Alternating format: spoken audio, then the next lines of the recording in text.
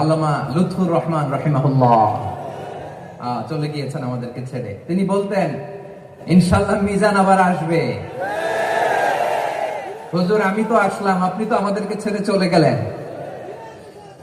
আল্লাহু আকবার, আল্লাহু আকবার, আল্লাহু আকবার।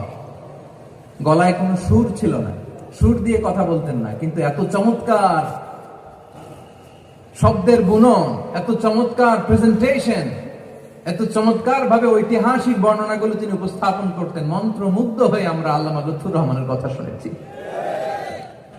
আমরা হযরতুল আল্লামা লুৎফুর রহমান রাহিমাহুল্লাহর জন্য এই বিশাল ময়দান থেকে দোয়া করছি, আল্লাহ তাআলা তুমি তোমার এই খাদেমকে জান্নাতের মেহমান হিসেবে কবুল করে নাও। আরো অনেক আল্লামারা এখানে কথা বলেছেন, বিশেষ করে বাইতুল শরফের মরহুম পীর সাহেব হুজুর থেকে শুরু করে আরো যারা যারা তারকাতুল্য ওলামায়ে কেরাম এই চট্টগ্রামের ময়দানে কথা বলেছেন, আলো ছড়িয়েছেন। আমরা এই লক্ষ লক্ষ তাওহীদি জনতাকে নিয়ে তাদের জন্য দোয়া করছি, আল্লাহ তাআলা ওনাদের জীবনের সকল ভুল ত্রুটি ক্ষমা করে দিয়ে তাদেরকে জান্নাতুল ফেরদাউসের মেহমান বানিয়ে দিক।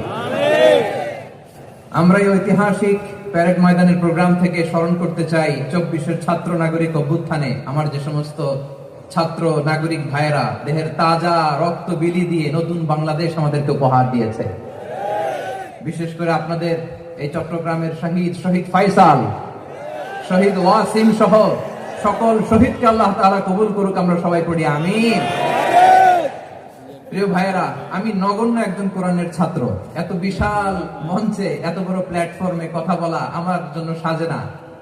তারপর আমাদের মুরব্বীরা আমাদের ডানে বায়ে বসে আছেন, ওনাদের আদেশ ক্রমে, ওনাদের অনুমতি ক্রমে কিছু কথা আজকের এই ঐতিহাসিক প্রোগ্রামে আপনাদের সামনে উপস্থাপন করার চেষ্টা করব। মা তাওফীকি ইল্লা বিল্লাহ। প্রিয় ভাইয়েরা, 5 দিন ব্যাপী এই তাফসীরুল কোরআনের প্রোগ্রামে অনেক ওলামা হযরত কথা বলেছেন। যারা কোরআন সুন্নাহ থেকে আমাদেরকে কোরআনের কথাগুলো শোনালেন, আমরা যেন সেগুলো আমল করতে পারি, আল্লাহ আমাদেরকে তৌফিক দান করুন। শুরুতে আমাদের নিয়তটাকে খালেস করে নেওয়া দরকার। এই যে গ্যাদারিং, এই যে হিউজ শোডাউন, এগুলো যদি আমাদের নিজেদেরকে পরিবর্তন না করে তাহলে এতে কোনো লাভ নাই। জোরে বলেন ঠিক কিনা?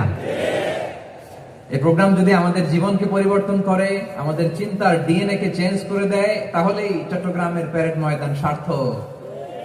আসুন আমরা চিন্তাকে খালেস করে নেই।